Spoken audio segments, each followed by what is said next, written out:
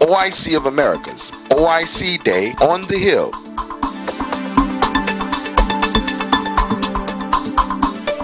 OIC on the Hill open reception with OIC of America's Board Chair Herman R. Taylor. We're happy to be in Washington, D.C., our nation's capital, to tell the OIC story to members of Congress and our Senate and the administration.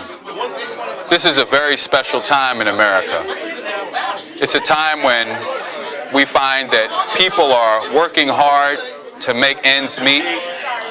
People are working jobs and are having very difficult times figuring out how to feed their families, how to pay their mortgages, how to put clothes on their back, how to see to it that their kids have what they need in order to make it in school.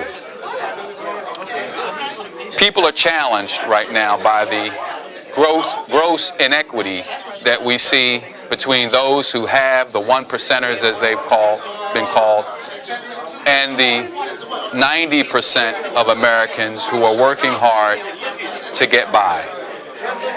We see that the jobs that used to exist don't currently exist anymore. We see that workers haven't had a real wage increase in more than 30 years.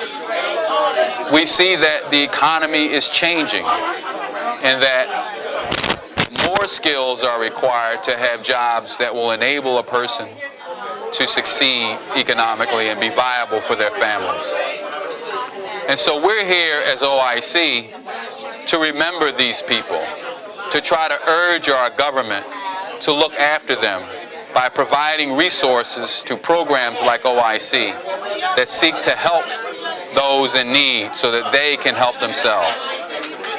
We're here because of our founder, the Reverend Sullivan, who taught all of us to live according to his legacy, which was to remember that while there was milk and honey waiting for all of us in heaven, we all should have a little bit of ham and eggs while we're on earth.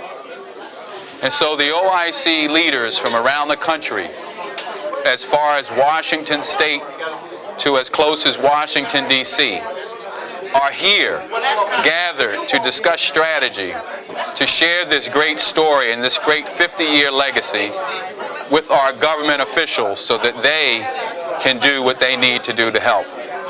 We did a small survey today of 10 OIC programs and asked a simple question: how many people have you served this year in your OIC? And there are over 200,000 people that 10 OICs have served. Just 10 OICs, 200,000 people. Just imagine what would be the plight of these individuals were it not for a program like OIC. And just imagine how much more can be done if there were more OICs enabled by the support of government and the private sector to do this great work. So we've got to get the story out, and we've come here to tell this great story.